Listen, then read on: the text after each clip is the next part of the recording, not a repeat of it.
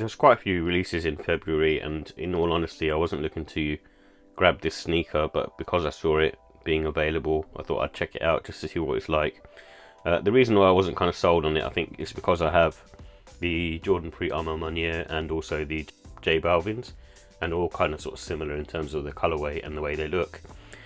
So this is the Jordan 3 Craft Ivory, and it's a nice pair. I really like it, but I've kind of been looking at it and seeing what it's like and whether it's something that I would, I suppose, keep. And thankfully, like I said, I've got it on my size, and I'm a smaller size, so they don't sell out that quickly. And what I'll say at this moment in time, looking at the sneaker, it's very, very similar, and I knew that anyway going into it, to the J Balvins. And also it's almost like a mishmash of the Armor and J Balvins without the colour. And the clear outsole is very much the J Balvins, so it looks very, very similar to that. And then also the elephant print pattern, that is pretty much very similar again to the J Balvins in terms of the shade. And I think the J Balvins ones were more grey. And then you've got kind of these overlays behind it, and that's like the Armor Maniers. So the way that the sneaker's made, it kind of is a mashup between all of those sneakers, which is not a bad thing. I like that. And I also really like the heel tab, and that's a really cool touch. Just having that clear Nike Air, I'm a really big fan of that. And the shoe itself is really nice, and the way it's been constructed is really nice. It feels quality, especially the upper leather. It's, as you can sort of see, it's really, really soft. Again, it's a nice quality leather that they used on here.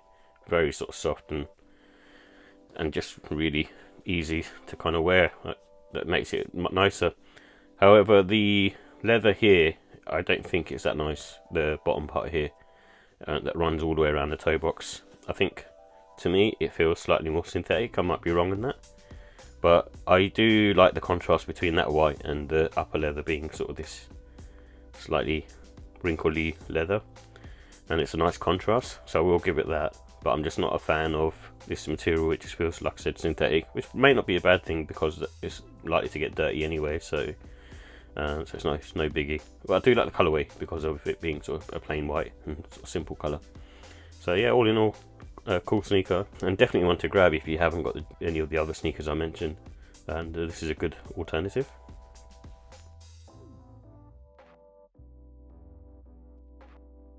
So here are the details for the Jordan 3 Craft Ivory. It comes in a ivory, grey mist and cream colourway, and it has a EVA sole with an airbag in the heel and also in the forefoot, and it's made up of all leather construction,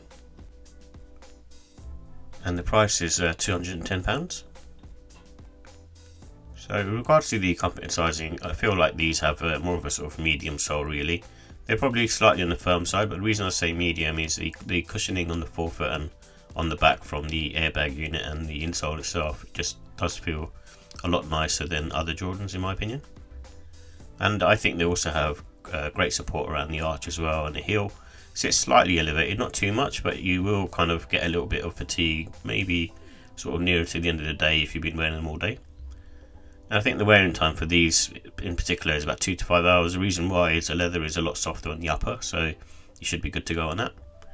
And I usually go sort of tutor size on these, but you can also go like half a size down. It just depends on how your foot is, and they do have quite a bit of room on their toe box and stuff as well. So wide footers can go sort of tutor size.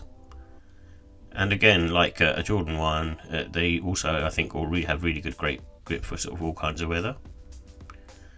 So with the look and style, this is like part of the Craft series, and it's kind of sort of mimicking the fire red colour blocking, not completely, but that's the sort of closest one in my opinion. And obviously it's a sort of lighter shade, so it's kind of taking those elements for the colour blocking and using a really, really light shade on it. And these I think are good sort of spring summertime, so anytime you can sort of rock these is good sort of spring summertime. Mainly I say that because of the colourway. I think wearing them during the autumn winter you're going to get them dirty very, very quickly, and also because of the clear outsole. And with this one you can dress them up very sort of smart casual. I think it's one of those sneakers is going to be sort of very versatile and sort of easy to pair with different outfits.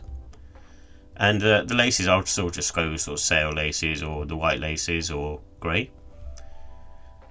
And in terms of the pros, I like the Jumpman and the Nike heel on the tab. It's different and quite unique, and I kind of like that. The upper leather is really nice, really nice, really soft, and it's one of the better ones. And the ivory colorway, I really like it as well. It's really nice. However, in terms of the cons, the cost on this one is £210, which I think is actually more than normal, because I think normally it's like 190 as far as I remember. And the clear outsole, so again, this gets dirty really quickly and becomes yellow, and maybe it's not so bad with this particular pair because of the slightly aged look in terms of the heel tabs, but just bear that in mind. And the double layer toe box and heel, I'm not really a fan of that. It kind of feels like a mishmash of the J Balvin and Armand Meuniers, and to me it just feels a bit too busy. And I also didn't like the synthetic layer on the bottom lateral and medial side of the sneaker, so it's kind of around the mudguard area. So in terms of the ratings, I think they're not as nice as the J Balvins or the Armand Meuniers, and obviously those are sort of collabs and slightly more premium, I suppose, in terms of their outlook. So that's why I've given this a 4 out of 5. And the comfort, like I said, Jordan 3s are really comfortable anyway, so I give that a 4. You should be fine on these for most people anyway. And the quality, I give that a 5 out of 5. I think the quality overall is really nice, and I like what they've done with the kind of different heel tabs and things like that, and the leather quality is really nice. It's just a shame the synthetic leather is not very nice on it. And the pricing, I give that a 4. I think it's priced slightly too high. It feels almost like a collab that isn't a collab, so I think it's kind of warranted because of the leather quality. But overall, I give it a 4 out of 5. I think it's a really nice sneaker, but it's not as nice as a sort of J Balvin or a White Cement or an Armand Meunier. But if you need a white pair and you don't have those other sneakers, then this is definitely one to get.